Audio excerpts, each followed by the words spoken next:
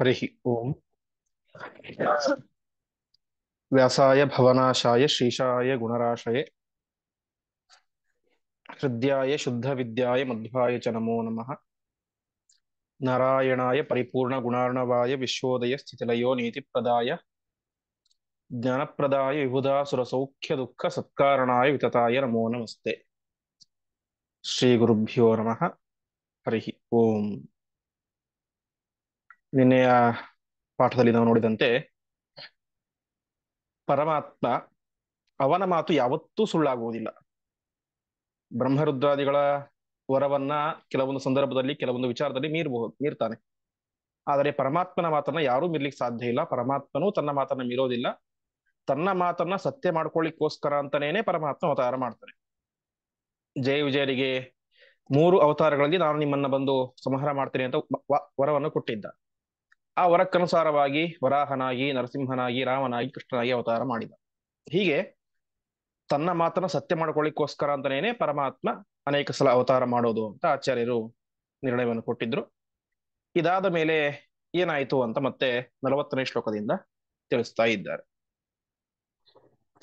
ಪ್ರವಿಶ್ಯ ಭೂಮೌ ಸಾದೇವಿ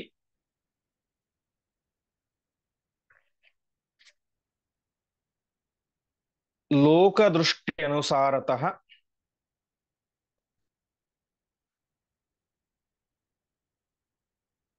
ರೇಮೇ ರಾಮೇಣಾವಿಯುಕ್ತ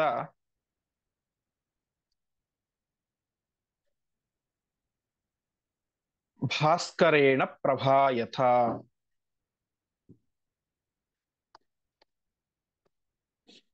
ಪದಚ್ಛೇದ.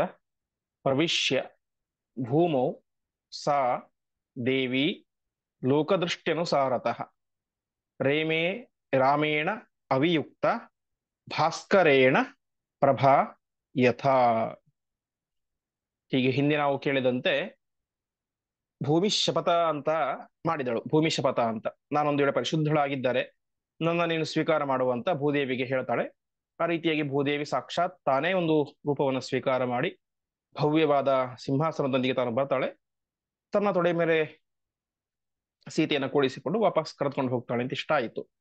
ಹೀಗೆ ಲೋಕದೃಷ್ಟಿಯನುಸಾರತಃ ಜಗತ್ತಿನ ಜನರಿಗೆ, ಲೋಕದ ಜನರಿಗೆ ಏನ್ ಗೊತ್ತಾಯಿತು? ರಾಮ ಸೀತೆಯರು ಬೇರೆ ಬೇರೆ ಆದರು ಅಂತ ಗೊತ್ತಾಯಿತು. ಹೀಗೆ ಪ್ರವಿಶ್ಯ ಭೂಮೋ ಸಾದೇವಿ, ಆ ಸೀತಾದೇವಿ ಭೂಮಿಯಲ್ಲಿ ಪ್ರವೇಶವನ್ನು ಮಾಡಿದಳು. ಆದರೆ ರಾಮೇಣ ಅವಿಯುಕ್ತ, ರಾಮನೊಂದಿಗೆ ಅವಳು ಯಾವತ್ತೂ ದೂರ ಇರಲಿಲ್ಲ. ರಾಮನ ಜೊತೆಗೆ ಇದ್ದುಕೊಂಡು ಅವಳು ವಿಶೇಷವಾಗಿ ವಿಹಾರವನ್ನು ಮಾಡಿದಳು ಅಂತ ಹೇಳ್ತಾ ಇದ್ದಾರೆ. ಸುಮ್ಮನೆ ರಾಮನ ಜೊತೆ ಇದ್ದುದಲ್ಲ, ರಾಮದೇವರೊಟ್ಟಿಗೆ ಎಲ್ಲ ಭೋಗಗಳನ್ನು ಕೂಡ ಸೀತಾದೇವಿ ಅನುಭವಿಸಿದಳು. ಆದರೆ ಅದು ಲೋಕದ ಜನರಿಗೆ ಮಾತ್ರ ಕಾಣಲಿಲ್ಲ. ಇದು ಹೇಗಿತ್ತು ಅಂದ್ರೆ ಆಚಾರ್ಯರು ಒಂದು ಉದಾಹರಣೆ ಕೊಡ್ತಾ ಇದ್ದಾರೆ. ಭಾಸ್ಕರೇಣ ಪ್ರಭಾಯತ, ಸೂರ್ಯನ ಕಿರಣ, ಸೂರ್ಯನ ಪ್ರಭೆ ಅದು ಹೇಗೆ ಸೂರ್ಯನ ಜೊತೆಗೆ ಯಾವಾಗಲೂ ಇರುತ್ತೆ. ಕೆಲವೊಂದ್ಸಲ ನಮಗೆ ಸೂರ್ಯನ ಬೆಳಕು ಜಾಸ್ತಿ ಬರೋದಿಲ್ಲ. ಯಾವುದೋ ಮಧ್ಯಾಹ್ನ ಸಂದರ್ಭ ಮೋಡ ಅಡ್ಡ ಬಂದ್ಬಿಡುತ್ತೆ. ಮೋಡ ಅಡ್ಡ ಬಂದಾಗ ಏನಾಗುತ್ತೆ, ಸಹಜವಾಗಿ ಸೂರ್ಯನ ಪ್ರಭೆ ಕಿರಣ ನಮಗ್ ಬರೋದಿಲ್ಲ. ಆದರೆ ಅಲ್ಲಿ ಸೂರ್ಯನ ಕಿರಣ ಇಲ್ಲವೇ ಇಲ್ಲ ಅಂತ ಅರ್ಥನಾ? ಹಾಗಲ್ಲ. ಸೂರ್ಯನ ಕಿರಣ ಯಾವಾಗಲೂ ಸೂರ್ಯನ ಜೊತೆಗೆ ಇದ್ದೇ ಇರುತ್ತೆ. ಆದರೆ ಮೋಡ ಅಡ್ಡ ಬಂತು ಅಂತ ಮಾತ್ರ ಅದು ನಮಗೆ ಕಾಣಿಸೋದಿಲ್ಲ. ಹಾಗೆ ಇಲ್ಲಿಯೂ ಕೂಡ ಸೀತೆ ಯಾವಾಗಲೂ ಕೂಡ ಪರಮಾತ್ಮನ ಜೊತೆಗೇ ಇದ್ಲು.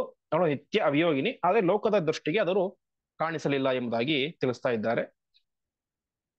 ವಿಶೇಷವಾಗಿ ನಾವು ಯಾವ ಶ್ರೀಸೂಕ್ತದಲ್ಲಿ ಕೇಳುವಂತೆ ಲಕ್ಷ್ಮೀ ದೇವಿಯ ಮಹತ್ವವನ್ನು ಹೇಳುವಂತಹ ಶ್ರೀಸೂಕ್ತದಲ್ಲೂ ಹೇಳ್ತಾರೆ, ತಾಮ್ಮ ಆವಹ ಜಾತವೇದೋ ಲಕ್ಷ್ಮೀಂ ಅನಪಗಾಮಿನಿ. ಲಕ್ಷ್ಮಿ ಎಂಥವಳು? ಅನಪಗಾಮಿನಿ, ಪರಮಾತ್ಮನನ್ನ ಯಾವತ್ತೂ ಕೂಡ ಅವಳು ಬಿಟ್ಟಿರೋದಿಲ್ಲ ಅಂತ ಸಾಕ್ಷಾತ್ ವೇದದಲ್ಲಿ ಹೇಳಿದ್ದಾರೆ. ಹೀಗೆ ಲಕ್ಷ್ಮೀನಾರಾಯಣರು ನಿತ್ಯ ಅವಿಯೋಗಿನಿಗಳು. ಆದರೆ ಲೋಕದ ದೃಷ್ಟಿಗೆ, ಲೋಕದ ಜನರ ಕಣ್ಣಿಗೆ ಅವರಿಬ್ಬರೂ ಕೂಡ ಬೇರೆ ಬೇರೆ ಆದಂತೆ ಕಾಣಿಸಿದರು ಅಂತ ತಿಳಿಸ್ತಾ ಇದ್ದಾರೆ. ಮುಂದೆ ಏವಂ ರಮಾಲಾಲಿತ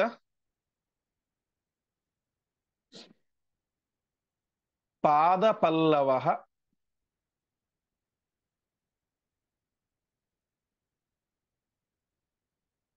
ಪುನಸ್ಸ ಯಜ್ಞೈಶ್ಚ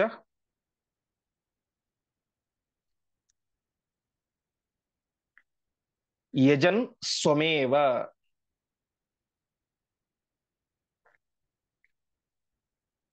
ವರಾಶ್ವಮೇಧಾದಿಭಿಃ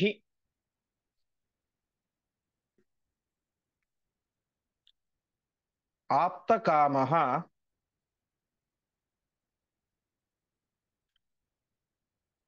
ರೇಮೇಭಿರಾಮೋ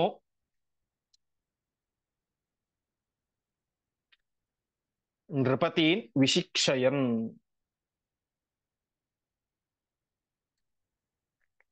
ಪದಚ್ಛೇದ. ಏವಂ ರಮಾಲಾಲಿತ ಪಾದಪಲ್ಲವಃ ಪುನಃ ಸಹ ಯಜ್ಞೈಃ ಚ ಯಜನ್ ಸ್ವಂ ಏವ ವರಾಶ್ವಮೇಧಾಧಿಭಿಃ ಆಪ್ತಕಾಮಃ ರೇಮೇ ಅಭಿರಾಮಃ ನೃಪತೀನ್ ವಿಶಿಕ್ಷಯನ್. ಹೀಗೆ ಪರಮಾತ್ಮ ಎಂಥವನು, ಅವನು ಆಪ್ತಕಾಮ. ಅವನಿಗೆ ಯಾವುದೋ ಒಂದು ಕಾಮನೆ ಇನ್ನು ಈಡೇರಿಲ್ಲ. ನಮಗೊಂದಿಷ್ಟಿರ್ತವೆ, ಆ ಬಯಕೆ ನಮಗೆ ಕೊನೆ ತನಕ ಈಡೇರಲಿಲ್ಲ ಅಂತ ನಮ್ಗೆ ಅನ್ಸುತ್ತೆ. ಹಾಗೆ ಪರಮಾತ್ಮನ ಯಾವುದೂ ಇಲ್ಲ.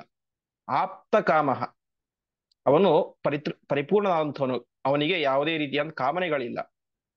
ಹಾಗೆ ಅಭಿರಾಮ, ವಿಶೇಷವಾದಂತಹ ಆನಂದಶಾಲಿಯಾದಂಥವನು, ಆನಂದಪೂರ್ಣನಾದಂಥವನು, ಜಗತ್ತಿಗೆ ಆನಂದವನ್ನು ಕೊಡುವಂಥವನು.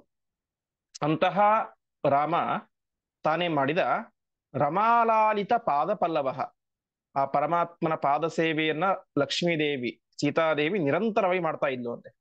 ಲೋಕದ ದೃಷ್ಟಿಗೆ ಅದೃಶ್ಯಳಾಗಿದ್ದರೂ ಕೂಡ, ಬೇರೆಯಾಗಿದ್ದರೂ ಕೂಡ ನಿರಂತರವಾಗಿ ರಾಮನ ಜೊತೆಗೇ ಇದ್ಲು. ಅಷ್ಟು ಮಾತ್ರ ಅಲ್ಲ, ರಾಮನ ಪಾದ ಸೇವೆಯನ್ನು ನಿರಂತರವಾಗಿ ಮಾಡ್ತಾ ಇದ್ಲು. ಹೀಗೆ ಅವಳಿಂದ ಸೇವೆಯನ್ನು ಸ್ವೀಕಾರ ಮಾಡುತ್ತಾ ರಾಮದೇವರು ಏನ್ ಮಾಡಿದರು, ವರಾಶ್ವಮೇಧಾಧಿವಿಹಿ, ಅಶ್ವಮೇಧ, ವಾಜಪೇಯ ಮುಂತಾದಂತಹ ಶ್ರೇಷ್ಠ ಯಜ್ಞಗಳು, ಈ ಯಜ್ಞಗಳನ್ನ ರಾಜರು ಮಾತ್ರ ಮಾಡಬೇಕು ಅಂತ ನಿಯಮ ಇದೆ. ಬೇರೆಯವರಿಗೆ ಇದನ್ನು ಮಾಡ್ಲಿಕ್ಕೆ ಅವಕಾಶ ಇಲ್ಲ. ಯಾಕೆಂದ್ರೆ ಅಲ್ಲಿ ಯುದ್ಧದ ಪ್ರಸಂಗ ಎಲ್ಲ ಬರ್ತವೆ. ಯಾಕೆಂದ್ರೆ ಕುದುರೆಯನ್ನ ಬೇರೆ ರಾಜ್ಯಕ್ಕೆ ಕಳಿಸಬೇಕು, ಎಲ್ಲಿ ಬೇಕಾ ತಿರುಗಾಡ್ಕೊಂಡ್ ಬರ್ಲಿ ಅಂತ. ಅಲ್ಲಿ ಒಂದು ವೇಳೆ ಬೇರೆ ರಾಜ್ಯದ ರಾಜರು ಅದನ್ನ ಬಂಧನ ಮಾಡಿ ಹಾಕಿದರೆ ಅವ್ರ ಜೊತೆಗೆ ಯುದ್ಧ ಮಾಡಬೇಕು. ಅದೆಲ್ಲ ಬೇರೆಯವ್ರ ಕೈಲಿ ಸಾಧ್ಯ ಇಲ್ಲ. ಹಾಗಾಗಿ ರಾಜರು ಮಾತ್ರ ಮಾಡಬೇಕಾದಂತಹ ಕೆಲವೊಂದಿಷ್ಟು ಯಜ್ಞ ಯಾಗಾದಿಗಳು ಅಂತ ಇದ್ದಾವೆ. ಹೀಗೆ ಅಂತಹ ವಾಜಪೇಯ ಮುಂತಾದಂತಹ ಅನೇಕ ವಾಜಿಯಾಗ ಅಶ್ವಮೇಧ ಯಾಗ ಅಂತ, ಹೀಗೆ ಅನೇಕ ರೀತಿಯಾದಂತಹ ಯಾಗಗಳನ್ನ ರಾಮದೇವರು ಮಾಡಿದ್ರು. ಅದಕ್ಕೆ ಹೇಳ್ತಾ ಇದ್ದಾರೆ, ಅವರೆಂಥವರು ಆಪ್ತಕಾಮ. ಸಾಮಾನ್ಯವಾಗಿ ಅಶ್ವಮೇಧ ಯಾಗವನ್ನು ಮಾಡೋದು ನಮ್ಗೇನೋ ಒಂದು ಬೇಕು ಅಂತ, ಇನ್ನಷ್ಟು ನನ್ನ ರಾಜ್ಯ ವಿಸ್ತಾರವಾಗಬೇಕು, ಕನಿಷ್ಠ ಪಕ್ಷ ಕೀರ್ತಿ ಆದ್ರೂ ಬರಬೇಕು ಅಂತ. ಈ ರಾಜ 10 ಅಶ್ವಮೇಧ ಯಾಗ ಮಾಡಿದ ಅಂತ ಪ್ರಖ್ಯಾತಿ ಬರಬೇಕು, ಅದಕ್ಕೋಸ್ಕರ ಕೆಲವೊಬ್ರು ಮಾಡ್ತಾರೆ. ಒಟ್ಟಿನಲ್ಲಿ ಏನೋ ಒಂದು ಬಯಕೆ ಅಂತೂ ಖಂಡಿತ ಇದ್ದೇ ಇರುತ್ತೆ ಮನುಷ್ಯರಂದ ಮೇಲೆ. ನಿಷ್ಕಾಮನೆಯಿಂದಾಗಿ ಅಷ್ಟು ದೊಡ್ಡ ಯಾಗ ಮಾಡ್ಲಿಕ್ಕೆ ಯಾರಿಂದಲೂ ಸಾಧ್ಯ ಇಲ್ಲ. ಕನಿಷ್ಠ ಪಕ್ಷ ಸ್ವರ್ಗವನ್ನಾದರೂ ಬಯಸಿ ಮಾಡ್ತಾರೆ. ಒಂದು ಯಾಗ ಇದೆ, ಜ್ಯೋತಿಷ್ಠೋಮ ಯಾಗ ಅಂತ. ಜ್ಯೋತಿಷ್ಠೋಮೇನ ಸ್ವರ್ಗ ಕಾಮ ವಿಜೇತ ಅಂತ ವೇದ ಹೇಳುತ್ತೆ. ಜ್ಯೋತಿಷ್ಠೋಮ ಯಾಗವನ್ನು ಮಾಡಿದರೆ ಅವನಿಗೆ ವಿಶೇಷವಾಗಿ ಸ್ವರ್ಗ ಸಿಗುತ್ತೆ ಅಂತ. ಹೀಗೆ ಒಂದಲ್ಲ ಒಂದು ಉದ್ದೇಶದಿಂದಾಗಿ ಪ್ರತಿಯೊಬ್ಬರು ಯಜ್ಞ ಯಾಗಾದಿಗಳನ್ನು ಮಾಡ್ತಾರೆ. ಆದರೆ ಪರಮಾತ್ಮ ಎಂಥವನು ಆಪ್ತ ಕಾಮ, ಅವನಿಗೆ ಯಾವುದೇ ರೀತಿಯ ಬಯಕೆಗಳು ಇಲ್ಲ, ಸುಖ ಸ್ವರೂಪಿಯಾಗಿದ್ದಾನೆ. ಹಾಗೆ ಇವನ್ನೆಲ್ಲ ಯಾಕೆ ಮಾಡಿದ, ಯಜ್ಞ ಯಾಗಾದಿಗಳನ್ನ ಯಾಕೆ ಮಾಡಿದ ಅಂದ್ರೆ ನೃಪತೀನ್ ವಿಶಿಕ್ಷಯನ್, ರಾಜರುಗಳಿಗೆ ಒಂದು ಉತ್ತಮವಾದಂತಹ ಶಿಕ್ಷಣವನ್ನ, ಮಾರ್ಗದರ್ಶನವನ್ನು ಮಾಡಿಸಬೇಕು. ರಾಜನಾದಂಥವನು ತನ್ನ ಜೀವನದಲ್ಲಿ ಇಂತಹ ಅಶ್ವಮೇಧ, ರಾಜಸೂಯ ಮುಂತಾದಂತಹ ಶ್ರೇಷ್ಠ ಯಾಗಗಳನ್ನ ಮಾಡಬೇಕು ಅನ್ನೋದನ್ನ ಜಗತ್ತಿಗೆ ತೋರಿಸಲಿಕ್ಕೋಸ್ಕರ, ರಾಜರಿಗೆ ಮಾರ್ಗದರ್ಶನವನ್ನು ಮಾಡ್ಲಿಕ್ಕೋಸ್ಕರ ರಾಮದೇವರು ಯಜ್ಞಗಳನ್ನು ಮಾಡಿದರು. ಸರಿ, ನೀವೆಲ್ಲ ಯಜ್ಞ ಮಾಡಿದರೆ ನಾವು ಯಜ್ಞ ಮಾಡುವಂಥವ್ರು. ಯಜ್ಞದಲ್ಲಿ ಪೂಜ್ಯನಾದಂಥವನು ಯಾರು? ಪರಮಾತ್ಮ. ಅರ್ಥಾತ್ ಪರಮಾತ್ಮ ಪ್ರೀತನಾಗ್ಲಿ ಅಂತ, ಪರಮಾತ್ಮ ಸ್ವೀಕಾರ ಮಾಡಲಿ ಅಂತ ನಾವೆಲ್ಲ ಯಜ್ಞ ಯಾಗಾದಿಗಳನ್ನು ಮಾಡ್ತೇವೆ. ಇಲ್ಲಿ ಯಜ್ಞ ಮಾಡ್ತಾ ಇರುವಂಥವನೇ ರಾಮದೇವರು. ಹಾಗಾದ್ರೆ ಯಜ್ಞದಲ್ಲಿ ಯಾರನ್ನು ಪೂಜೆ ಮಾಡ್ತಾ ಇದ್ದಾನೆ, ಆಹುತಿ ಯಾರಿಗೆ ಕೊಡ್ತಾ ಇದ್ದಾನೆ, ಯಾರನ್ನು ಸಂತೋಷಗೊಳಿಸ್ತಾ ಇದ್ದಾನೆ ಅಂತಂದ್ರೆ ಯಜ್ಞೇಶ್ಚ ಯಜನ್ ಸ್ವಮೇವ, ತನ್ನನ್ನೇ ತಾನು ಯಜ್ಞಗಳ ಮೂಲಕ ಪೂಜಿಸಿಕೊಂಡ. ಈ ರೀತಿಯಾಗಿ ಸೀತಾದೇವಿಯೊಂದಿಗೆ ನಿರಂತರವಾಗಿ ವಾಸವಾಗಿದ್ದ ಪರಮಾತ್ಮ, ಅಂತಹ ಪರಮಾತ್ಮ ರಾಜರುಗಳಿಗೆ ಶಿಕ್ಷಣವನ್ನು ಕೊಡ್ಲಿಕ್ಕೋಸ್ಕರ ಅಶ್ವಮೇಧಾದಿ ಯಾಗಗಳನ್ನು ಮಾಡಿ ತನ್ನನ್ನು ತಾನೇ ಪೂಜಿಸಿಕೊಂಡ ಅಂತ ಆಚಾರ್ಯರು ಈ ಶ್ಲೋಕದಲ್ಲಿ ಹೇಳ್ತಾ ಇದ್ದಾರೆ. ಮುಂದಿನ ಶ್ಲೋಕ, ರಾಮಸ್ಯ ದೃಶ್ಯಾತ್ವನ್ಯೇಷಾಂ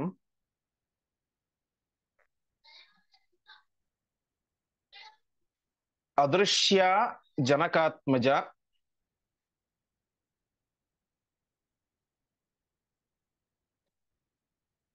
ಭೂಮಿ ಪ್ರವೇಶಾದೂರ್ಧ್ವಂಸ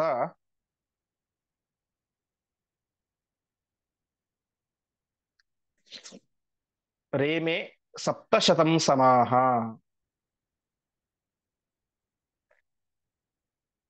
ಪದಚ್ಛೇದ. ರಾಮಸ್ಯ ದೃಶ್ಯ ತು ಅನ್ಯೇಷಾಂ ಅದೃಶ್ಯ ಜನಕಾತ್ಮಜ ಭೂಮಿ ಪ್ರವೇಶಾತ್ ಊರ್ಧ್ವಂ ಸಾ ರೇಮೆ ಸಪ್ತಶತಂ ಸಮಾಹ. ಹೀಗೆ ಲಕ್ಷ್ಮೀದೇವಿ ಅರ್ಥಾತ್ ಸೀತಾದೇವಿ ಏನಾಗಿದ್ಲು, ರಾಮಸ್ಯ ದೃಶ್ಯ, ರಾಮನ ಕಣ್ಣಿಗೆ ಮಾತ್ರ ಕಾಣಿಸ್ತಾ ಇದ್ಲು, ಲಕ್ಷ್ಮಣಾದಿಗಳ ಕಣ್ಣಿಗೂ ಕಾಣಿಸ್ತಾ ಇದ್ದಿಲ್ಲ. ರಾಮಸ್ಯ ದೃಶ್ಯ ಅನ್ಯೇಷಾಂ ಅದೃಶ್ಯ, ಬೇರೆಯವರು ಯಾರ ಕಣ್ಣಿಗೂ ಕೂಡ ಅದೃಶ್ಯಳಾಗಿದ್ದು, ಕಣ್ಣಿಗೆ ಕಾಣಿಸ್ತಾ ಇರಲಿಲ್ಲ. ಇಂತಹ ಜನಕಾತ್ಮಜ ಸೀತೆ ರಾಮನ ಕಣ್ಣಿಗೆ ಕಾಣಿಸ್ತಾ ಇದ್ಲು, ಬೇರೆಯವರಿಗೆ ಕಾಣಿಸ್ತಾ ಇರಲಿಲ್ಲ. ಹೀಗೆ ಭೂಮಿ ಪ್ರವೇಶಾದ ಊರ್ಧ್ವಂ, ಯಾವಾಗ ಯಜ್ಞದ ಸಂದರ್ಭದಲ್ಲಿ ತಾನು ಭೂಮಿಯ ಪ್ರವೇಶವನ್ನು ಮಾಡಿದಳು, ಅದರ ಊರ್ಧ್ವಂ, ಊರ್ಧ್ವಂ ಅಂದ್ರೆ ಆಮೇಲೆ ಅಂತ, ಉರ್ದು ಶಬ್ದಕ್ಕೆ ಮೇಲೆ ಅಂತ ಅರ್ಥ ಇದೆ, ಅಂದ್ರೆ ಆಮೇಲೆ ಅನಂತರ ಅಂತ ಈ ರೀತಿಯಾಗಿ ಅರ್ಥ. ಭೂಮಿ ಪ್ರವೇಶ ಮಾಡಿದ ಮೇಲೆ ಸಪ್ತಶತಂ ಸಮಾಹ, ಸಪ್ತಶತ ಅಂದ್ರೆ 700, ಸಮಾಹ ಅಂದ್ರೆ ವರ್ಷ, 700 ವರ್ಷಗಳ ಕಾಲ ಸಾ ರೇಮೆ ರಾಮನೊಟ್ಟಿಗೆ ಆನಂದದಿಂದಾಗಿ ವಿಹಾರ ಮಾಡಿದಳು. ಇದರಿಂದ ಆಚಾರ್ಯರು ನಮಗೆ ಏನು ನಿರ್ಣಯ ಕೊಡ್ತಾ ಇದ್ದಾರೆ ಅಂದ್ರೆ, ಬೇರೆಯವರೆಲ್ಲ ಆಕ್ಷೇಪ ಮಾಡುವಂತೆ ರಾಮನು ಸೀತೆಯನ್ನು ತ್ಯಾಗ ಮಾಡಿದ, ಅದರಿಂದ ಸೀತೆಯನ್ನು ಭಾರಿ ದುಃಖದಲ್ಲಿ ಇದ್ಲು, ಗಂಡನೊಟ್ಟಿಗೆ ಅನುಭವಿಸಬೇಕಾದಂತಹ ಭೋಗಗಳನ್ನ ಆನಂದಗಳನ್ನ ಅನುಭವಿಸಲಿಲ್ಲ ಎಂಬುದಾಗಿ ಆಕ್ಷೇಪ ಮಾಡ್ತಾರೆ. ಆದರೆ ಇಲ್ಲಿ ಆಚಾರ್ಯರು ಸ್ಪಷ್ಟವಾಗಿ ಹೇಳ್ತಾ ಇದ್ದಾರೆ, ರೇಮೆ ಸಪ್ತಶತಂ ಸಮಾಹ, 700 ವರ್ಷಗಳ ಕಾಲ ಸೀತಾದೇವಿ ಆನಂದವಾಗಿ ರಾಮದೇವರ ಒಟ್ಟಿಗೇನೆ ಭೋಗಗಳನ್ನ ಅನುಭವಿಸಿದಳು. ಹಾಗಾಗಿ ಸೀತೆಗೆ ಸ್ವಯಂ ತಾನು ಲಕ್ಷ್ಮೀದೇವಿ ಪರಶುಕ್ಲತ್ರಯರಲ್ಲಿ ಒಬ್ಬಳು, ದುಃಖದ ಸ್ಪರ್ಶವೇ ಇಲ್ಲ. ಈ ಸಂದರ್ಭದಲ್ಲಿಯೂ ದುಃಖ ಇರಲೇ ಇಲ್ಲ, ಬೇರೆಯವರು ಆಕ್ಷೇಪ ಮಾಡುವಂತೆ ಗಂಡನನ್ನು ಬಿಟ್ಟಳು ಅಂತ ಯಾವುದೇ ಕಾರಣದಿಂದಾಗಿ ದುಃಖ ಅವಳಿಗೆ ಇರಲಿಲ್ಲ. ರಾಮದೇವರೊಟ್ಟಿಗೇನೆ ವಿಶೇಷವಾಗಿ ವಿಹಾರ ಮಾಡಿದಳು ಎಂಬುದಾಗಿ ಆಚಾರ್ಯರು ಎಲ್ಲ ಪ್ರಶ್ನೆಗಳಿಗೂ ಕೂಡ ಇಲ್ಲಿ ಉತ್ತರವನ್ನ ನೀಡ್ತಾ ಇದ್ದಾರೆ. ಮುಂದಿನ ಶ್ಲೋಕ. ಏವಂ ವಿಧಾನ್ಯಗಣಿತಾನಿ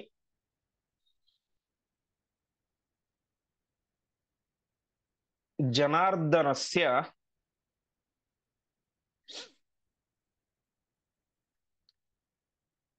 ರಾಮಾವತಾರ ಚರಿತಾನಿ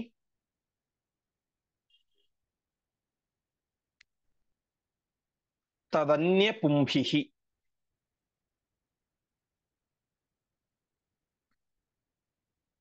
ಶಕ್ಯಾನಿ ನೈವ ಮನಸಾಪಿ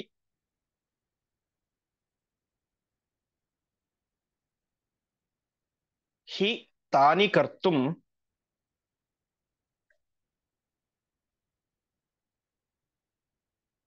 ಬ್ರಹ್ಮೇಶ ಶೇಷ ಪುರುಹೂತ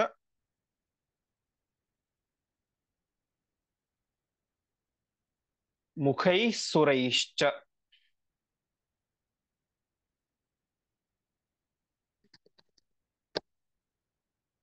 ಪದಚ್ಛೇದ. ಏವಂ ವಿಧಾನಿ, ಏವಂ ವಿಧಾನಿ ಒಂದೇ ಪದ ಅದು, ಅಗಣಿತಾನಿ ಜನಾರ್ದನಸ್ಯ ರಾಮಾವತಾರ ಚರಿತಾನಿ ತದನ್ಯ ಪುಂಭಿಃ ಶಕ್ಯಾನಿ ನ ಏವ ಮನಸಾ ಅಪಿ ಹಿ ತಾನಿ ಕರ್ತುಂ ಬ್ರಹ್ಮೇಶ ಶೇಷ ಪುರುಹೂತ ಮುಖೈಃ ಸುರೈಃ ಚ. ಹೀಗೆ ರಾಮದೇವರ ಚರಿತ್ರೆ, ಅವರ ಮಹಿಮೆ ಒಂದಲ್ಲ ಎರಡಲ್ಲ. ಜನಾರ್ದನಸ್ಯ ಏವಂ ವಿಧಾನಿ ಅಗಣಿತಾನಿ, ರಾಮದೇವರ ಇಂತಹ ಮಹಿಮೆಗಳು ಅಗಣಿತ, ಎಣಿಸಲಿಕ್ಕೆ ಸಾಧ್ಯ ಇಲ್ಲ. ಅಂತಹ ಮಹಿಮೆಗಳು, ಹಾಗಾದ್ರೆ ಇದನ್ನು ಬೇರೆಯವರು ಕೂಡ ಮಾಡ್ಲಿಕ್ಕೆ ಸಾಧ್ಯನಾ ಅಂತಂದ್ರೆ ನಮ್ಮ ನಿಮ್ಮಿಂತಹವರು ದೂರ ಉಳಿತು. ಬ್ರಹ್ಮೇಶ ಶೇಷ ಪುರುಹೂತ ಮುಖೈಹಿ, ಬ್ರಹ್ಮದೇವರು, ಈಶ ಮಹರುದ್ರ ದೇವರು, ಶೇಷದೇವರು, ಪುರುಹೂತ, ಪುರುಹೂತ ಅಂದ್ರೆ ಇಂದ್ರನಿಗೆ ಪುರುಹೂತ ಅಂತ ಹೆಸರು. ಬಹುಶಃ ಇನ್ನೊಂದ್ಸಲ ಈ ಪದ ಬಂದಿತ್ತು. ಹೂತ ಅಂದ್ರೆ ಹುತ, ಯಜ್ಞವನ್ನು ಮಾಡುವಂತವನು. ಪುರುಹೂತ ಭಾರೀ ಯಜ್ಞ ಮಾಡಿದಂಥವನು, ಅರ್ಥಾತ್ 100 ಸಲ ಯಾಗಗಳನ್ನು ಮಾಡಿ ಶತಕ್ರತು ಅಂತ ಖ್ಯಾತನಾಗಿ ಇಂದ್ರನ ಪಟ್ಟಕ್ಕೆ ಬಂದಂಥವನು ಅಂತ. ಪುರುಹೂತ ಅಂದ್ರೆ ಅನೇಕ ಸಲ ಯಾಗಗಳನ್ನು ಮಾಡಿದಂಥವನು ಅಂತ ಅರ್ಥ. ಅಂತಹ ಬ್ರಹ್ಮರುದ್ರ ಇಂದನೇ ಮೊದಲಾದಂತಹ ಸಕಲ ದೇವಾನುದೇವತೆಗಳಿಂದಲೂ ಕೂಡ ಮಾಡ್ಲಿಕ್ಕೆ ಸಾಧ್ಯ ಅಲ್ಲ. ಅಷ್ಟು ಮಾತ್ರ ಅಲ್ಲ, ಮನಸಾಪಿಹಿ ತಾನಿ ಕರ್ತುಂ, ಮನಸ್ಸಿನಿಂದಲೂ ಅವುಗಳನ್ನ ಮಾಡ್ಲಿಕ್ಕೆ ಸಾಧ್ಯ ಇಲ್ಲ. ಅರ್ಥಾತ್ ಒಬ್ಬ ವ್ಯಕ್ತಿಗೆ ಒಂದೇನೋ ಆಸೆ ಇರುತ್ತೆ, ನಾನು ಹಿಮಾಲಯಕ್ಕೆ ಹೋಗಬೇಕು ಅಂತ. ಆದರೆ ವ್ಯಕ್ತಿಗೆ ದೈಹಿಕವಾಗಿ ಹೋಗ್ಲಿಕ್ಕೆ ಸಾಧ್ಯ ಇರೋದಿಲ್ಲ, ದೈಹಿಕವಾಗಿ ತುಂಬಾ ದುರ್ಬಲನಾಗಿರ್ತಾನೆ, ಅಥವಾ ಹೋಗುವಷ್ಟು ಆರ್ಥಿಕ ವ್ಯವಸ್ಥೆ ದುಡ್ಡೆಲ್ಲ ಇರೋದಿಲ್ಲ. ಆ ಸಂದರ್ಭದಲ್ಲಿ ಏನ್ ಮಾಡ್ತಾನೆ, ಸುಮ್ಮನೆ ಮನಸ್ಸಿನಲ್ಲೇ ಏನೋ ಚಿಂತನೆ ಮಾಡ್ತಾ ಇರ್ತಾನೆ, ಹಿಮಾಲಯಕ್ಕೆ ಹೋದೆ, ಅದು ಮಾಡಿದೆ ಇದು ಮಾಡಿದೆ ಅಂತ ಮಾನಸಿಕವಾಗಿ ಯಾತ್ರೆ ಮಾಡಿದಾಗ ಮಾಡ್ತಾನೆ. ಆ ರೀತಿಯಾಗಿ ಕೂಡ ಮನಸ್ಸಿನಲ್ಲಿಯೂ ಕೂಡ ರಾಮದೇವರು ಮಾಡಿದಂತಹ ಕಾರ್ಯಗಳನ್ನು ನಾವು ಫಾಲೋ ಮಾಡ್ಲಿಕ್ಕೆ ಸಾಧ್ಯ ಇಲ್ಲ ಅಂತ ಹೇಳ್ತಾ ಇದ್ದಾರೆ. ನಮಗಲ್ಲ, ಬ್ರಹ್ಮರುದ್ರಾದಿ ದೇವಾನು ದೇವತೆಗಳಿಗೂ ಕೂಡ ರಾಮದೇವರು ಮಾಡಿದಂತಹ ಕಾರ್ಯಗಳನ್ನ ಮನಸಾಪಿ ಕರ್ತು, ಮಾನಸಿಕವಾಗಿಯೂ ಮಾಡ್ಲಿಕ್ಕೆ ಸಾಧ್ಯ ಇಲ್ಲ. ಇವತ್ತು ನಾವು ನೋಡೋದು ವಾಲ್ಮೀಕಿ ರಾಮಾಯಣದಲ್ಲಿ ರಾಮದೇವರ ಚರಿತ್ರೆ ತುಂಬಾ ತುಂಬಾ ತುಂಬಾ ಕಡಿಮೆ. ಅದಿರೋದು ಕೇವಲ 24,000. ಮೂಲ ರಾಮಾಯಣ 24,000 ಅಲ್ಲ, ಅದಕ್ಕಿಂತ ಜಾಸ್ತಿ, 1,00,000 ಅಲ್ಲ, 1,00,00,000 ಅಲ್ಲ, 100 ಕೋಟಿ ಶ್ಲೋಕಗಳಷ್ಟು ವಿಸ್ತಾರವಾದದ್ದು ಮೂಲ ರಾಮಾಯಣ.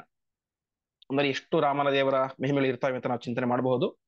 ಅದನ್ನ ಬ್ರಹ್ಮರುದ್ರಾದಿ ದೇವಾನು ದೇವತೆಗಳಿಂದಲೂ ಕೂಡ, ಮತ್ತು ತದನ್ಯ ಪುಂಬಿಹಿ, ಅವರಿಗಿಂತ ಬೇರೆ ಮನುಷ್ಯರು ಅವರಿಗಾಗಲಿ ಅಥವಾ ಅವರಿಗಿಂತ ಬೇರೆಯವರ ಜೀವಿಗಳಿಗಾಗಲಿ, ತದನ್ಯ ಪುಂಬಿಹಿ, ಮನಸ್ಸಿನಿಂದಲೂ ಕೂಡ ಅವುಗಳನ್ನ ಮಾಡಲಿಕ್ಕೆ ಸಾಧ್ಯ ಇಲ್ಲ ಎಂಬುದಾಗಿ ಆಚಾರ್ಯರು ಇಲ್ಲಿ ತಿಳಿಸ್ತಾ ಇದ್ದಾರೆ. ಅಷ್ಟು ವಿಶೇಷವಾದದ್ದು ರಾಮಾವತಾರದ ಚರಿತ್ರೆಗಳು, ಅವರ ಮಹಿಮೆಗಳು.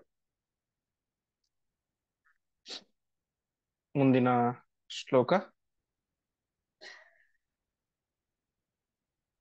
ತಸ್ಸೈವ ಮಬ್ಜಭವಲೋಕ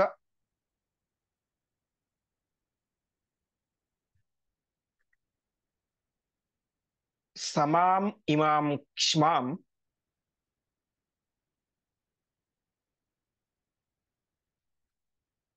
ಕೃತ್ವಾನುಶಾಸತ ಉದೀಕ್ಷ್ಯ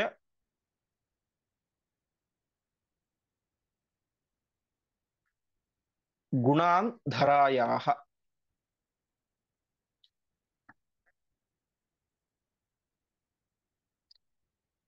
ವೈಶೇಷ್ಯಮಾತ್ಮಸದನಸ್ಯ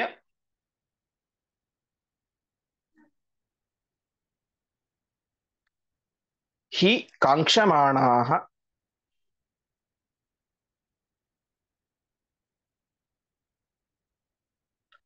ವೃಂದಾರಕಾಃ ಕಮಲಜಂ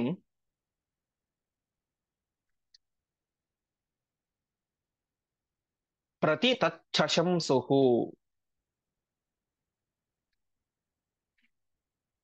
ಪದಚ್ಛೇದ. ತಸ್ಯ ಏವಂ ಅಬ್ಜಭವಲೋಕ ಸಮಾಂ ಇಮಾಂ ಕ್ಷ್ಮಾಂ ಕೃತ್ವಾ ಅನುಶಾಸತಃ ಉದೀಕ್ಷ್ಯ ಗುಣಾನ್ ಧರಾಯಾಃ ವೈಶೇಷ್ಯಂ ಆತ್ಮಸದನಸ್ಯ ಹಿ ಕಾಂಕ್ಷಮಾಣಾಃ ವೃಂದಾರಕಾಃ ಕಮಲಜಂ ಪ್ರತಿ ತತ್ ಶಶಂಸುಃ. ಹೀಗೆ ರಾಮದೇವರು ಭೂಮಿಯನ್ನ ಧರ್ಮದಿಂದ ಆಳ್ತಾ ಇದ್ದಾರೆ. ಧರ್ಮದಿಂದ ಆಳ್ಬೇಕಾದ್ರೆ ಏನಾಯಿತು, ಹಿಂದೆ ಅನೇಕ ಶ್ಲೋಕಗಳಲ್ಲಿ ಕೇಳಿದಂತೆ ರಾಮರಾಜ್ಯ, ಅದರ ಪರಿಣಾಮ ಯಾವುದಕ್ಕೂ ಕೊರತೆ ಇರಲಿಲ್ಲ. ಎಲ್ಲರೂ ಸಮೃದ್ಧವಾಗಿ ಇದ್ದರು. ಅದು ಜ್ಞಾನದಿಂದ ಆಗಲಿ ಅಥವಾ ಸಂಪತ್ತಿನಿಂದ ಆಗಲಿ, ಎಲ್ಲದರಲ್ಲೂ ಎಲ್ಲರೂ ಸಮೃದ್ಧವಾಗಿ ಇದ್ದರು. ಯಾರಿಗೂ ದುಃಖ ಇರಲಿಲ್ಲ, ಅಪಮೃತ್ಯು ಇರಲಿಲ್ಲ, ಏನು ದುಃಖ ಇರಲಿಲ್ಲ, ಎಲ್ಲ ಸುಖಗಳು ಇದ್ದು. ಇದರಿಂದ ಏನಾಯಿತು, ತಸ್ಸೇವಂ ಅಬ್ಜಭವಲೋಕ ಸಮಾಂ ಇಮಾಂ ಕ್ಷ್ಮಾಂ. ಕ್ಷ್ಮಾಂ ಅಂದ್ರೆ ಭೂಮಿ, ಭೂಲೋಕ.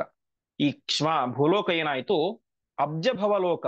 ಅಬ್ಜ ಅಂದ್ರೆ ಕಮಲ, ಅದರಲ್ಲಿ ಭವ ಅಂದ್ರೆ ಹುಟ್ಟಿದಂಥವನು ಬ್ರಹ್ಮದೇವರು. ಈ ಭೂಲೋಕ ಏನಾಯ್ತು, ಅಬ್ಜಭವಲೋಕಕ್ಕೆ ಸಮಾನ ಆಯಿತು ಅಂತೆ. ಅರ್ಥಾತ್ ಬ್ರಹ್ಮದೇವರ ಲೋಕಕ್ಕೆ ಈ ಭೂಮಿ ಸಮಾನ ಆಯಿತು. ಅಷ್ಟು ವೈಭವದಿಂದ ಜನರು ಜೀವನ ಮಾಡ್ತಾ ಇದ್ರು. ಇದು ರಾಮರಾಜ್ಯ ಅಂತ. ಇದನ್ನು ನೋಡಿದಂತಹ ಕೃತ್ವಾನುಶಾಸತ ಉದೀಕ್ಷ ಗುಣಾಂಧರಾಯ, ಈ ಸಂದರ್ಭದಲ್ಲಿ ಧರೆಯ ಅರ್ಥಾತ್ ಭೂಮಿಯ ಈ ವೈಭೋಗವನ್ನ ಕಂಡು ದೇವತೆಗಳು ಅಂದ್ಕೊಂಡ್ರಂತೆ, ಇವತ್ತು ರಾಮದೇವರು ಆಳ್ತಾ ಇದ್ದಾರೆ ಭೂಮಿಯನ್ನ, ಭೂಮಿಗಿನ್ ಸತ್ಯಲೋಕಕ್ಕಿಂತಲೂ ಮತ್ತು ಭೂಮಿಗೂ ಏನು ವ್ಯತ್ಯಾಸ ಕಾಣಿಸ್ತಾ ಇಲ್ಲ. ಸತ್ಯಲೋಕದ ಏನು ವೈಭವ ಇದೆಯೋ ಆ ಎಲ್ಲ ವೈಭವ ಕೂಡ ಇಲ್ಲಿದೆ, ಭೂಮಿಯಲ್ಲಿದೆ. ಹಾಗಾಗಿ ಭೂಲೋಕಕ್ಕೆ ಮತ್ತೆ ನಮ್ಮ ಲೋಕಕ್ಕೆ ಏನು ಶ್ರೇಷ್ಠತೆ ಬಂತು ಅಂತ. ಸತ್ಯಲೋಕವು ಸ್ವರ್ಗಲೋಕವು ಒಂದೇ ರೀತಿ ಇದೆ, ಅಲ್ಲಿಯೂ ಸುಖವೇ ಇದೆ, ಈ ಭೂಲೋಕದಲ್ಲಿಯೂ ಸುಖವೇ ಇದೆ. ಹಾಗಾಗಿ ವೈಶೇಷ್ಯಂ ಆತ್ಮಸದನಸ್ಯ ಹಿ ಕಾಂಕ್ಷಮಾಣಾಹ. ಆತ್ಮಸದನ, ಸದನ ಅಂದ್ರೆ ಮನೆ ಅಂತ ಅರ್ಥ, ಲೋಕ ಅಂತ ಅರ್ಥ. ಆತ್ಮಸದನ ತಮ್ಮ ಲೋಕ, ಸ್ವರ್ಗ ಮುಂತಾದಂತಹ ಲೋಕಗಳು ವೈಶೇಷ್ಯಂ ಹಿ ಕಾಂಕ್ಷಮಾಣಃ, ಭೂಮಿಗಿಂತ ವಿಶೇಷ. ಇವತ್ತು ರಾಮರಾಜ್ಯ ಆಳ್ತಾ ಇದ್ದಾನೆ, ಇಷ್ಟು ವೈಭೋಗ ಇದೆ. ಆದ್ರೆ ವಾಸ್ತವಿಕವಾಗಿ ಭೂಲೋಕಕ್ಕಿಂತಲೂ ಕೂಡ ಸ್ವರ್ಗಲೋಕ ಸತ್ಯಲೋಕಗಳೇ ಶ್ರೇಷ್ಠವಾದದ್ದು. ಹಾಗಾಗಿ ಇವಾಗ ರಾಮ ಆಳ್ತಾ ಇದ್ದಾನೆ, ನಮಗೂ ನಮ್ಮ ಲೋಕಕ್ಕೂ ಮತ್ತು ಭೂಲೋಕಕ್ಕೂ ಏನ್ ಕಾಣಿಸ್ತಾ ಇಲ್ಲ, ಡಿಫರೆನ್ಸ್ ಕಾಣಿಸ್ತಾ ಇಲ್ಲ. ಹಾಗಾಗಿ ನಮ್ಮ ಲೋಕ ವಿಶೇಷವಾಗಬೇಕು, ಭೂಮಿಗಿಂತ ವಿಶೇಷವಾಗಬೇಕು, ಶ್ರೇಷ್ಠವಾಗಬೇಕು.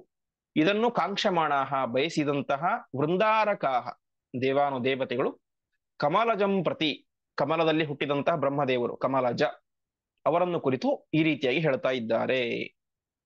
ಒಟ್ಟು ತಾತ್ಪರ್ಯ ಇಷ್ಟು. ರಾಮದೇವರು ರಾಜ್ಯಭಾರ ಮಾಡಬೇಕಾದ್ರೆ ಭೂಲೋಕ ಎಂಬುದು ಸ್ವರ್ಗಲೋಕಕ್ಕೆ ಸಮಾನ ಆಯಿತು, ಸತ್ಯಲೋಕಕ್ಕೆ ಸಮಾನ ಆಯಿತು. ಇದನ್ನು ಭೂಮಿಯ ಒಂದು ಗರಿಮೆಯನ್ನು ಕಂಡಂತಹ ಎಲ್ಲ ದೇವಾನುದೇವತೆಗಳು ಕೂಡ ಚಿಂತನೆ ಮಾಡ್ತಾರೆ. ನಮ್ಮ ಲೋಕ ಅದು ಭೂಮಿಗಿಂತ ಶ್ರೇಷ್ಠವಾಗಬೇಕು ಎನ್ನುವಂತ ಬಯಕೆಯಿಂದ ತಾವೇ ಮಾಡಿದ್ರು, ಬ್ರಹ್ಮದೇವರ ಹತ್ರ ಹೋಗಿ ಈ ಎಲ್ಲ ವಿಚಾರಗಳನ್ನು ಕೂಡ ಕೇಳ್ತಾ ಇದ್ದಾರೆ. ಯಾಕೆ ಆ ರೀತಿ ಮಾಡಿದ್ರು ಅಂತಂದ್ರೆ, ಭೂಲೋಕದಲ್ಲಿ ಹೀಗೆ ಇದ್ ಬಿಟ್ರೆ ಜನರು ಯಾರು ಕೂಡ ಸಾಧನೆ ಮಾಡೋದಿಲ್ಲ, ಸಾಧನೆ ಮಾಡಿ ಮೋಕ್ಷ ಪಡಿಬೇಕು ಅಂತ ಇಚ್ಛೆನೆ ಪಡೋದಿಲ್ಲ. ಯಾಕೆ ಅಂತಂದ್ರೆ ಎಲ್ಲವೂ ಇಲ್ಲೇ ಇದೆ. ಹಾಗಾಗಿ ಈ ಒಂದು ಉದ್ದೇಶದಿಂದಾಗಿ ಮತ್ತು ಸ್ವರ್ಗಲೋಕ ಅದರ ಶ್ರೇಷ್ಠತೆ ಅದು ಹಾಗೆ ಇರಬೇಕು ಎನ್ನುವಂತ ಒಂದು ಉದ್ದೇಶದಿಂದಾಗಿ ಎಲ್ಲ ದೇವಾನುದೇವತೆಗಳು ಕೂಡ ಬ್ರಹ್ಮದೇವರ ಹತ್ರ ಹೋಗಿ ಈ ಒಂದು ವಿಚಾರವನ್ನ ತಿಳಿಸ್ತಾ ಇದ್ದಾರೆ. ಮುಂದಿನ ಶ್ಲೋಕ. ಆಮಂತ್ರ್ಯ ತೈಸ್ಸಹ ವಿಭು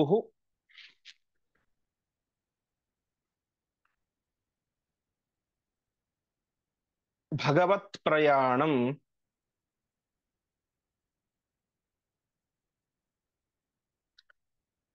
ಸ್ವೀಯಾಯ ಸದ್ಮನ ಈಯೇಷ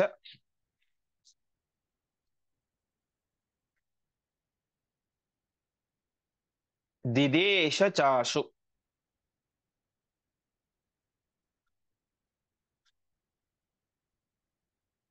ರುದ್ರಂ ಸ್ವಲೋಕ ಗಮನಾಯ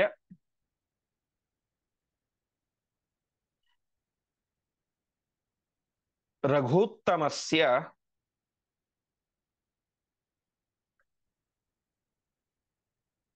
ಸಂಪ್ರಾರ್ಥನೆ ಸಚ ಸಮೇತ್ಯ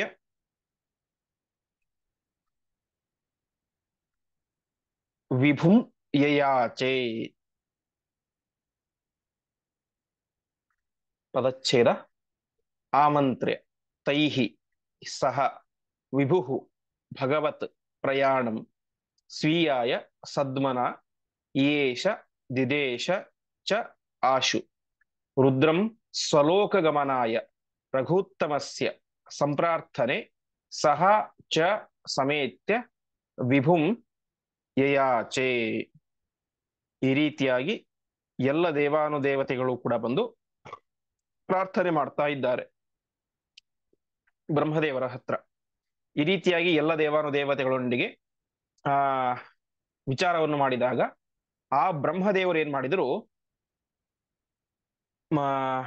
ಸ್ವೀಯಾಯ ಸದ್ಮನ ಭಗವತ್ ಪ್ರಯಾಣಂ ಯೇಷ. ಸ್ವೀಯಾಯ ಸದ್ಮನೆ, ಸ್ವೀಯ ಅಂದ್ರೆ ತನ್ನದು, ಸದ್ಮ ಅಂದ್ರೆ ಮನೆ, ತನ್ನ ಮನೆಗೆ ತನ್ನ ಲೋಕಕ್ಕೆ ಅರ್ಥಾತ್ ಶ್ವೇತದ್ವೀಪಕ್ಕೆ ಪರಮಾತ್ಮ ವಾಪಸ್ ಭಗವತ್ ಪ್ರಯಾಣಂ, ಭಗವಂತ ತನ್ನ ಲೋಕಕ್ಕೆ ವಾಪಸ್ ಪ್ರಯಾಣ ಮಾಡಬೇಕು. ಸ್ವೀಯಾಯ ಸದ್ಮನ, ತನ್ನ ಮನೆಗೆ ಪರಮಾತ್ಮ ವಾಪಸ್ ಪ್ರಯಾಣವನ್ನು ಮಾಡಬೇಕು ಎನ್ನುವಂತಹ ಇಚ್ಛೆಯನ್ನ ವ್ಯಕ್ತಪಡಿಸಿದ ಬ್ರಹ್ಮದೇವರು. ಯೇಷ ಅಂದ್ರೆ ಇಚ್ಛೆ ಪಟ್ಟ. ರಾಮದೇವರು ತಮ್ಮ ಲೋಕವಾದಂತಹ ಶ್ವೇತದ್ವೀಪಕ್ಕೆ ಪುನಃ ವಾಪಸ್ ಬರಬೇಕು ಅಂತ ಇಚ್ಛೆ ಪಟ್ಟರು ಬ್ರಹ್ಮದೇವರು. ಆ ಸಂದರ್ಭದಲ್ಲಿ ರುದ್ರದೇವರಿಗೆ ದಿದೇಶ ಆಜ್ಞೆ ಮಾಡ್ತಾ ಇದ್ದಾರೆ ಅಂತೆ. ಏನಂತ? ಸ್ವಲೋಕ ಗಮನಾಯ ರಘೂತ್ತಮಸ್ಯ ಸಂಪ್ರಾರ್ಥನೆ. ರಘುತ್ತಮ ರಾಮದೇವರು ಸ್ವಲೋಕ ಗಮನ, ಮತ್ತೆ ತಮ್ಮ ಲೋಕಕ್ಕೆ ವಾಪಸ್ ಬರಬೇಕು ಅಂತ ಯಾರಾದರೂ ಒಬ್ರು ಹೋಗಿ ಪ್ರಾರ್ಥನೆ ಮಾಡಬೇಕು. ಯಾರು ಪ್ರಾರ್ಥನೆ ಮಾಡಬೇಕು? ರುದ್ರದೇವರಿಗೆ ಈ ಒಂದು ಕಾರ್ಯವನ್ನು ಕೊಡ್ತಾ ಇದ್ದಾರೆ. ಈಗ ರುದ್ರದೇವರಿಗೆ ಆಜ್ಞೆ ಮಾಡಿದ್ರು, ನೀವು ಹೋಗಿ ರಾಮದೇವರಿಗೆ ವಾಪಸ್ ಬರಬೇಕು ಅಂತ ಪ್ರಾರ್ಥನೆ ಮಾಡಬೇಕು ಅಂತ.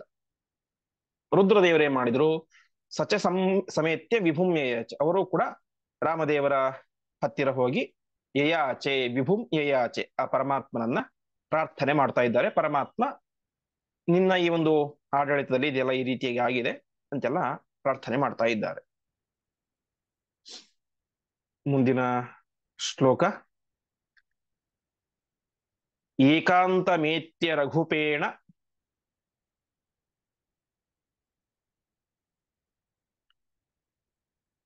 ಸಮಸ್ತ ಕಾಲೋ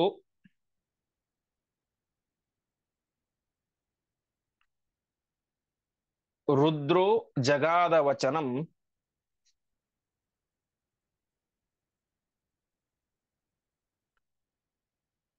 ಜಗತೋ ವಿಧಾತು.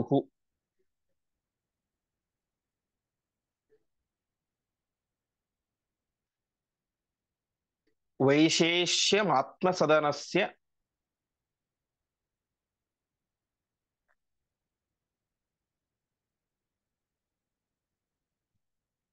ಹಿ ಕಾಂಕ್ಷಮಾಣಾಃ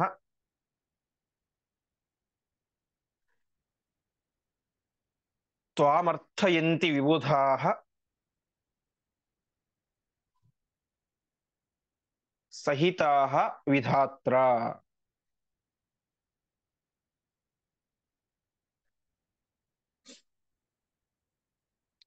ಪದಚ್ಛೇದ. ಏಕಾಂತಂ ಏತ್ಯ ರಘುಪೇಣ ಸಮಸ್ತಕಾಲಃ ರುದ್ರಃ ಜಗಾದ ವಚನಂ ಜಗತಃ ವಿಧಾತುಃ ವೈಶೇಷ್ಯಂ ಆತ್ಮಸದನಸ್ಯ ಹಿ ಕಾಂಕ್ಷಮಾಣಾಃ ತ್ವಾಂ ಅರ್ಥಯಂತಿ ವಿಬುಧಾಃ ಸಹಿತಾಃ ವಿಧಾತ್ರ. ಈ ಸಂದರ್ಭದಲ್ಲಿ ಆಚಾರ್ಯರು ಒಂದು ನಿರ್ಣಯವನ್ನು ಕೊಡ್ತಾ ಇದ್ದಾರೆ. ವಾಸ್ತವಿಕವಾಗಿ ರಾಮಾಯಣದಲ್ಲೂ ಈ ಒಂದು ಭಾಗ ಬರುತ್ತೆ. ಅಲ್ಲಿ ಏನ್ ಹೇಳ್ತಾರೆ ಅಂದ್ರೆ, ಕಾಲಸ್ತಾಪಸ ರೂಪೇಣ ರಾಜದ್ವಾರಂ ಉಪಾಗಮತ್ ಎಂಬುದಾಗಿ ಹೇಳ್ತಾರೆ. ಕಾಲಹ ತಾಪಸ ರೂಪೇಣ ಅಂದ್ರೆ ಆ ಕಾಲ ಬಂದ ಅಂತ ಹೇಳ್ತಾರೆ. ಕಾಲ ಹೇಗ್ ಬಂದ? ತಾಪಸ ರೂಪೇಣ, ಒಬ್ಬ ತಪಸ್ವಿಯ ವೇಷದಿಂದಾಗಿ ಆ ಕಾಲ ಬಂದ ಅಂತ ಹೇಳ್ತಾ ಇದ್ದಾರೆ. ಆದ್ರೆ ಅಲ್ಲಿ ಸ್ಪಷ್ಟವಾಗಿ ಬರೀ ಕಾಲ ಅಂತ ಹೇಳ್ತಾರೆ, ರುದ್ರದೇವರು ಅಂತ ಹೇಳೋದಿಲ್ಲ. ಹಾಗಾಗಿ ಆ ರಾಮಾಯಣಕ್ಕೆ ವ್ಯಾಖ್ಯಾನ ಮಾಡಿದಂತಹ ಅನೇಕ ಜನ ಕಾಲ ಶಬ್ದಕ್ಕೆ ಅಲ್ಲಿ ಯಮ ಅಂತ ವ್ಯಾಖ್ಯಾನ ಮಾಡ್ಬಿಟ್ಟು, ಯಾಕಂದ್ರೆ ಯಮನಿಗೂ ಕಾಲ ಅಂತ ಹೆಸರಿದೆ. ಆದ್ರೆ ಇಲ್ಲಿ ಆಚಾರ್ಯ ನಿರ್ಣಯವನ್ನು ಕೊಡ್ತಾ ಇದ್ದಾರೆ, ಕಾಲ ಅಂದ್ರೆ ಅಲ್ಲಿ ಯಮ ಅಂತ ಅರ್ಥ ಅಲ್ಲ, ರುದ್ರನೇ ಅಂತ. ಯಾಕೆಂದ್ರೆ ಸಮಸ್ತ ಕಾಲ ರುದ್ರ, ಕಾಲ ಶಬ್ದಕ್ಕೆ ಕಲನಾತ್ ಕಾಲ ಉಚ್ಯತೆ ಅಂತ, ಸಂಹಾರ ಮಾಡುವುದಕ್ಕೆ ಕಾಲ ಅಂತ ಕರೀತಾರೆ. ಸಮಸ್ತ ಕಾಲ, ಎಲ್ಲವನ್ನೂ ಸಂಹಾರ ಮಾಡುವಂತವರು ರುದ್ರದೇವರು. ಯಾಕೆಂದ್ರೆ ರುದ್ರದೇವರನ್ನು ನಾವು ಸಂಹಾರ ಕರ್ತೃ ಅಂತ ಕೇಳ್ತೇವೆ. ಹಾಗಾಗಿ ಆಚಾರ್ಯರಲ್ಲಿ ಹೇಳ್ತಾ ಇದ್ದಾರೆ, ಕಾಲ ಶಬ್ದಕ್ಕೆ ಯಮ ಅಂತ ಅರ್ಥ ಅಲ್ಲ, ಸಮಸ್ತ ಕಾಲ ರುದ್ರ, ರುದ್ರನಿಗೇನೆ ಕಾಲ ಅಂತ ಹೆಸರು. ಬ್ರಹ್ಮದೇವರ ಆದೇಶದಿಂದಾಗಿ ಇಲ್ಲಿಗೆ ಬಂದಂತವನು ರುದ್ರನೇ ಆಗಿದ್ದಾನೆ, ಹೊರತು ಯಮ ಅಲ್ಲ. ಅವನು ಹೇಗ್ ಬಂದ? ಒಬ್ಬ ಸನ್ಯಾಸಿ ವೇಷದಲ್ಲಿ ಬಂದ ಅಂತೆ. ನಾನೊಬ್ಬ ಕಾಲ ಎನ್ನುವಂತ, ನಾನು ಸನ್ಯಾಸಿ ಋಷಿ, ನಾನು ರಾಮದೇವರ ಹತ್ರ ಏಕಾಂತದಲ್ಲಿ ಮಾತಾಡಬೇಕು ಅಂತೆಲ್ಲ ಕೇಳ್ತಾನೆ. ಹೀಗೆ ಸಮಸ್ತ ಕಾಲ, ಇಡೀ ಜಗತ್ತನ್ನೇ ನಾಶ ಮಾಡುವಂತಹ ರುದ್ರದೇವರು ವಿಧಾತು ವಚನಂ ಶುತ್ವ, ಇಡೀ ಜಗತ್ತನ್ನು ಸೃಷ್ಟಿ ಮಾಡುವಂತಹ ಬ್ರಹ್ಮದೇವರ ಮಾತಿನಂತೆ ರಘುಪೇಣ ಏಕಾಂತ ಮೇತ್ಯ, ರಾಮದೇವರ ಹತ್ತಿರ ಏಕಾಂತದಲ್ಲಿ ಮಾತಾಡಿದ್ರಂತೆ. ರಾಮದೇವರ ಹತ್ರ ಸುಮ್ಮನೆ ಎಲ್ಲರ ಜೊತೆ ಮಾತಾಡಿ ಆ ವಿಚಾರ ಎಲ್ಲ ಋಷಿಮುನಿಗಳಿಗೆ ಅಥವಾ ರಾಜ್ಯದ ಬೇರೆ ಬೇರೆ ಮಂತ್ರಿಗಳಿಗೆ ಈ ವಿಚಾರ ಗೊತ್ತಾಗಬಾರದು ಎನ್ನುವಂತ ಉದ್ದೇಶದಿಂದಾಗಿ ಏಕಾಂತದಲ್ಲಿ ರಾಮದೇವರ ಹತ್ತಿರ ರುದ್ರದೇವರು ಮಾತಾಡ್ತಾ ಇದ್ದಾರೆ. ಏನಂತ? ವಿಧಾತ್ರ ಸಹಿತಾಹ ವಿಬುಧಾಹ, ಬ್ರಹ್ಮದೇವರೊಂದಿಗೆ ಕೂಡಿಕೊಂಡಂತಹ ಎಲ್ಲ ವಿಬುಧರು. ವಿಬುಧ ಶಬ್ದಕ್ಕೆ ದೇವತೆಗಳು ಅಂತ ಅರ್ಥ. ಬುಧ ಅಂದ್ರೆ ಜ್ಞಾನಿ, ವಿಬುಧ ಅಂದ್ರೆ ವಿಶೇಷವಾದಂತಹ ಜ್ಞಾನ. ಪರಮಾತ್ಮನ ಬಗ್ಗೆ ವಿಶಿಷ್ಟವಾದಂತಹ ಜ್ಞಾನ ಇರುವಂತದ್ದು ದೇವತೆಗಳಿಗೆ, ಹಾಗಾಗಿ ಅವರಿಗೆ ವಿಬುಧರು ಅಂತ ಕರೀತಾರೆ. ಹಾಗಾಗಿ ಎಲ್ಲ ದೇವಾನುದೇವತೆಗಳು ಕೂಡ ಆತ್ಮಸದನಸ್ಯ ವೈಶೇಷ್ಯಂ ಕಾಂಕ್ಷಮಾಣ, ನಮ್ಮ ಲೋಕಗಳು ಮತ್ತೆ ಶ್ರೇಷ್ಠ ಆಗಬೇಕು ಎನ್ನುವಂತ ಉದ್ದೇಶದಿಂದಾಗಿ ತ್ವಾಂ ಅರ್ಥಯಂತಿ, ನಿನ್ನನ್ನ ಪ್ರಾರ್ಥನೆ ಮಾಡ್ತಾ ಇದ್ದಾರೆ. ಏನಂತ ಪ್ರಾರ್ಥನೆ ಮಾಡ್ತಾ ಇದ್ದಾರೆ? ಮತ್ತೆ ನೀನು ವಾಪಸ್ ನಿನ್ನ ಲೋಕಕ್ಕೆ ಬರಬೇಕು ಅಂತ ಪ್ರಾರ್ಥನೆ ಮಾಡ್ತಾ ಇದ್ದಾರೆ ಅಂತ ತಿಳಿಸ್ತಾ ಇದ್ದಾರೆ. ಹೀಗೆ ಬ್ರಹ್ಮದೇವರು ತಾವು ರುದ್ರದೇವರು ಬ್ರಹ್ಮದೇವರ ಮಾತಿನಂತೆ ತಾವೊಬ್ಬ ತಾಪಸ ವೇಷ, ಸನ್ಯಾಸಿ ಋಷಿಮುನಿಯ ವೇಷದಲ್ಲಿ ಬಂದು ರಾಮದೇವರ ಹತ್ತಿರ ಎಲ್ಲ ದೇವತೆಗಳ ಪರವಾಗಿ, ಬ್ರಹ್ಮದೇವರ ಪರವಾಗಿ ಪ್ರಾರ್ಥನೆಯನ್ನು ಮಾಡ್ತಾ ಇದ್ದಾರೆ. ನೀವು ಈ ಒಂದು ದೇವತೆಗಳೆಲ್ಲರೂ ಕೂಡ ತಮ್ಮ ಲೋಕದ ಶ್ರೇಷ್ಠತೆಯನ್ನ ಇಚ್ಛೆ ಪಟ್ಟು ನಿಮ್ಮ ಅವತಾರ ಮುಗಿಸಬೇಕು ಅಂತ ಪ್ರಾರ್ಥನೆ ಮಾಡ್ತಾ ಇದ್ದಾರೆ, ತಿಳಿಸ್ತಾ ಇದ್ದಾರೆ. ಒಟ್ಟು ಪ್ರಧಾನ ತಾತ್ಪರ್ಯ ಇಷ್ಟು, ರಾಮಾವತಾರ ಮುಗಿಲಿಕ್ಕೆ ಅಂತ ಬಂದಿದೆ. ಹಾಗಾಗಿ ಎಲ್ಲ ದೇವಾನುದೇವತೆಗಳು ಕೂಡ ಬಂದು ರಾಮದೇವರ ಹತ್ತಿರ ನಿಮ್ಮ ಅವತಾರವನ್ನು ಮುಗಿಸಿ ಅಂತ ಪ್ರಾರ್ಥನೆ ಮಾಡ್ತಾ ಇದ್ದಾರೆ. ಯಾಕೆಂದ್ರೆ ಅವತಾರ ಮಾಡುವಂತ ಪ್ರಾರ್ಥನೆ ಮಾಡಿದ್ದು ದೇವತೆಗಳೇನೆ. ಎಲ್ಲ ದೇವಾನುದೇವತೆಗಳು ಕೂಡ ಬಂದು ಭೂಮಿಯ ಮೇಲೆ ರಾವಣ ಕುಂಭಕರ್ಣರ ಉಪಟಳ ಜಾಸ್ತಿ ಆಗಿದೆ, ಹಾಗಾಗಿ ನೀವು ಅವತಾರವನ್ನು ಮಾಡಿ ಆ ದುಷ್ಟರ ಸಂಹಾರ ಮಾಡಬೇಕು ಅಂತ ಪ್ರಾರ್ಥನೆ ಮಾಡಿದ್ದು ಎಲ್ಲ ದೇವಾನುದೇವತೆಗಳೇನೆ. ಈಗ ಅವತಾರ ಪರಿಸಮಾಪ್ತಿ ಮಾಡುವಂತ ಸಂದರ್ಭ ಬಂದಿದೆ. ಹಾಗಾಗಿ ಮತ್ತೆ ಎಲ್ಲ ದೇವಾನುದೇವತೆಗಳು ಕೂಡ ತಮ್ಮ ಪ್ರತಿನಿಧಿಯಾಗಿ ರುದ್ರದೇವರನ್ನು ಕಳಿಸಿ ರಾಮದೇವರ ಹತ್ತಿರ ನೀವು ಅವತಾರವನ್ನ ಮುಗಿಸಬೇಕು ಅಂತ ಪ್ರಾರ್ಥನೆ ಮಾಡ್ತಾ ಇದ್ದಾರೆ. ಹೀಗೆ ಇಲ್ಲಿಂದ ರಾಮಾವತಾರದ ಕೊನೆಯ ಕ್ಷಣಗಳು, ರಾಮದೇವರು ಪರಂಧಾಮಕ್ಕೆ ಹೋದಂತಹ ಕ್ಷಣಗಳು ಪ್ರಾರಂಭವಾಗ್ತವೆ. ಮತ್ತೆ ಮುಂದೆ ಏನಾಯಿತು, ಯಾವ ರೀತಿಯಾಗಿ ಪ್ರಾರ್ಥನೆ ಮಾಡಿದರು ಎನ್ನುವಂತಹ ವಿಚಾರಗಳನ್ನ ನಾಳೆ ಪಾಠದಲ್ಲಿ ನೋಡೋಣ ಎಂಬುದಾಗಿ ಹೇಳ್ತಾ ಇಂದಿನ ಪಾಠವನ್ನ ಶ್ರೀಕೃಷ್ಣಾರ್ಪಣಮಸ್ತು.